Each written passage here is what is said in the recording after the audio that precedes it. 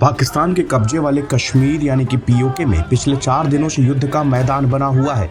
पाकिस्तानी प्रशासन के अत्याचार के खिलाफ आम लोग सड़कों पर उतर आए हैं और पूरा पीओके हिंसा की आग में झुलस रहा है।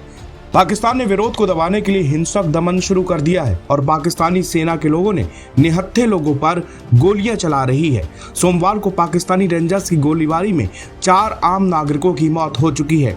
बावजूद इसके पीओके में विरोध प्रदर्शन कम होने का नाम नहीं ले रहा है। सोमवार को पाकिस्तान के प्रधानमंत्री ने सब्सिडी पैकेज का लालच देकर मनाने की कोशिश की, लेकिन घाटी के लोगों ने इस्लामाबाद के झांसे में आने से साफ इनकार कर दिया।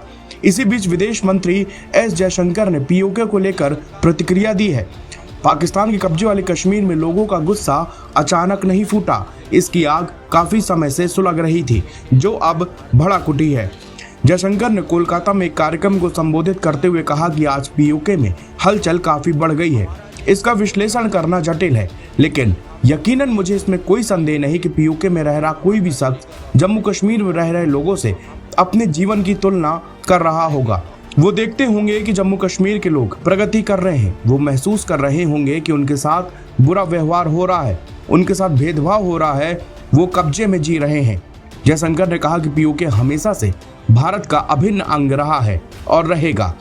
जब तक कश्मीर से आर्टिकल 370 नहीं हटाया गया था, तब तक पीओके को लेकर ज्यादा चर्चा नहीं होती थी। उन्होंने कहा कि 1990 के दशक में पश्चिमी देशों ने हम पर दबाव बनाया। इसके बाद संसद ने सर्वसम्मति से पीओके को लेकर एक प्रस्ताव पारित कर दिया था।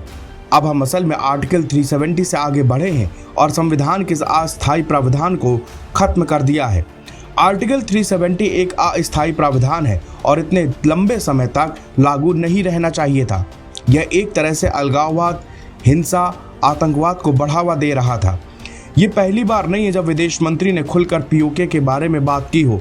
इससे पहले नवभारत टाइम्स संवाद कार्यक्रम में आए विदेश मंत्री ने साफ कर दिया था कि पीओके भारत का अभिन्न हिस्सा है और इसे भारत को मिलना ही चाहिए। पाकिस्तान इस समय इतिहास के सबसे बड़े आर्थिक संकट से जूझ रहा है।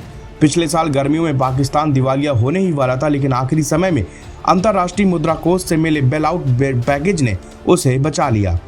भारत के साथ व्यापार बंद होने के बाद पाकिस्तान में व्यापारियों का एक बड़ा वर्ग बर्बाद हो चुका है।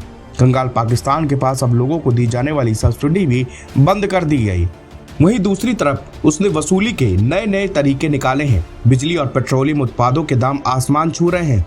पीओके में स्थिति और भी खराब है, क्योंकि कंगाल पाकिस्तान पहले अपने सूबों को संभालने में लगा है। उसने अपने कब्जे वाले कश्मीर में लोगों को अपने हाल पर छोड़ दिया है। पीओके में आटा जैसी जरूरी चीजें खरीद पाना लोगों के बस में नहीं रह गया। बिजली की बढ़ी कीमतों ने लोगों को बेहाल कर रखा है। ये हाल तब है जब पाकिस्तान पीओके के अंदर बिजली का उत्पादन करता है, लेकिन ये बिजली पीओके के लोगों को दिए जाने के बजाय पाकिस्तान के पंजाब प्रांत में पहुंचा दी जाती है। इन सब चीजों को लेकर आम जनता के मन में काफी समय से उबाल था। इस बीच पाकिस्तान सरकार ने एक नया टैक्स जारी कर दिया।